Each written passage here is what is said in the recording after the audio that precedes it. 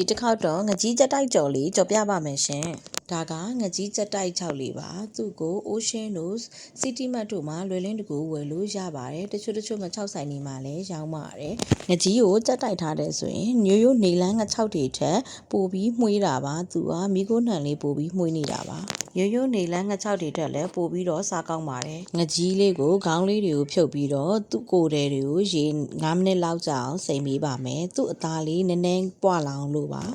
9မိနစ်လောက်ကြာလို့ရှိရင်ရေထဲကနေဆယ်ပြီးတော့အတုံးလေးတွေတုံးပေးထားလိုက်ပါမယ်ရှင်သတိပြုရမှာကရေကိုအကြာကြီးမစိမ်ဘူးပါရေအကြာကြီးစိမ်လိုက်လို့ရှိရင်ငကြီးရဲ့အထက်ကအသားတွေကမွပြီးကြေဝါတတ်ပါတယ်ပြီးရင်အိုးထဲကိုစီထည့်ပြီးတော့အဲ့ဒီငကြီးချောက်လေးတွေကိုထည့်ကြော်ပါမယ်ရေစိမ်ထားတဲ့အတွက်စီတော့နဲ့အနှဲငယ်ပေါက်ပါတယ်ထိမ့်ပြီးတော့ကြော်ပေးပါမီးကိုလည်းအသင့်ထားပြီးကြော်ပေးပါဒါမှအတွင်းထဲထိကျက်ပြီးတော့ကျွတ်လာမှာပါငကြီး6ထဲကိုထည့်ဖို့အတွက်ကြိုတင်ပြီးတော့ကြက်သွန်နီကြော်လေးရဲ့ကြက်သွန်ဖြူကြော်လေးရဲ့ကြိုပြီးတော့ကြော်ထားပါမယ်ဗီဒီယိုထဲမှာရှေ့သွားမှာမို့လို့ကြော်တဲ့ဟာတော့မပြတော့ပါဘူးကြက်သွန်နီကြော်လေးကိုအဲ့လိုမျိုးလက်ကလေးနဲ့ဖိပြီးတော့ခြေပေးပါမယ်ခြေသွားတဲ့အထိအဲ့လိုခြေဖို့အတွက်ကိုကြက်သွန်နီကြော်ကို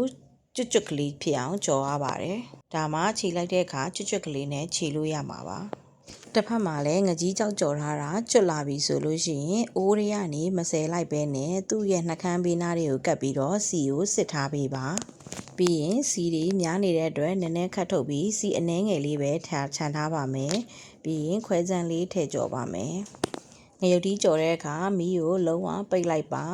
ဒီချိန်မှာစီပူနေတဲ့အတွက်ငရုတ်သီးလည်းကျက်ပါတယ်မီးပြင်းနဲ့ငရုတ်သီးကိုတော့ကြော်မိလို့ရှိရင်ငရုတ်သီးကျန်းလာပြီးတော့စားလို့လည်းမကောင်းတော့ပါဘူးပုံစံလည်းမလှတော့ပါဘူးငရုတ်သီးလေးကြော်ထားတာသူ့ရဲ့အစိမ်းနှံလေးလည်းပျောက်ပြီးကျက်လည်းကျက်ပြီးဆိုရင်အခုနာခြေထားတဲ့ကြက်သွန်နီကြော်ရဲ့ကြက်သွန်ဖြူကြော်လေးရဲ့ကိုထည့်လိုက်ပါမယ်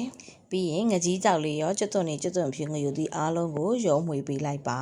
ဒီအချိန်မှာသတိပြုရမှာလုံးဝမီးမဖွင့်ပါဘူးနော်အိုးပူထဲမှာပဲထည့်ပြီးတော့မှွေပေးနေတာပါဒီငကြီးကြက်တိုက်ကြော်လေးကအခုလိုပူတဲ့ရာသီမျိုးမှာဟင်းအစီနှစ်တွေမစားချင်တဲ့သူတွေအတွက်တင့်တော်တဲ့ဟင်းလေးတစ်ခွက်ပါယူဆိုလို့ရှိရင်ဒီငကြီးကြက်တိုက်ကြော်လေးကိုများများလေးကြော်ပြီးပလင်းလေးထဲထည့်ထားတယ်တချို့နေ့တွေမှာဆိုရင်ဟင်းယိုလေးပဲချက်ပြီးတော့အတုပ်ကလေးတစ်ခုတုပ်ပြီးတော့စားဖြစ်ပါတယ်သူကကြာစံဟင်းကားတို့ဒါမှမဟုတ်ရင်ပဲနီလေးပဲဝါလေးပဲဟင်းတို့နဲ့အလွန်ပင်လိုက်ဖက်ပါတယ်သူ့ကိုအရတာအတွက်စားရဲဟင်းခတ်မုတ်ရဲထည့်ပေးပြီးရောမှွေပေးပါမယ်ဒီငကြီးကြက်တိုက်ကြော်တွေကိုစန္ဒာတွေမှာအသင့်စားဟင်းလျာဖြစ်ဝယ်ရင်တော်တော်လေးကိုစီးပေးရပါတယ်အိမ်မှာကြော်စားတော့တန်ရှင်းလက်ဆက်ပြီးကုန်ကြစိတ်လည်းအသက်သာပါတယ်အားလုံးပဲဒီနေ့တိုင်းလဲလှုပ်ရှားကြည့်နော်နောက် vlog လေးတွေမှာပြန်ဆုံပါမယ်ရှင်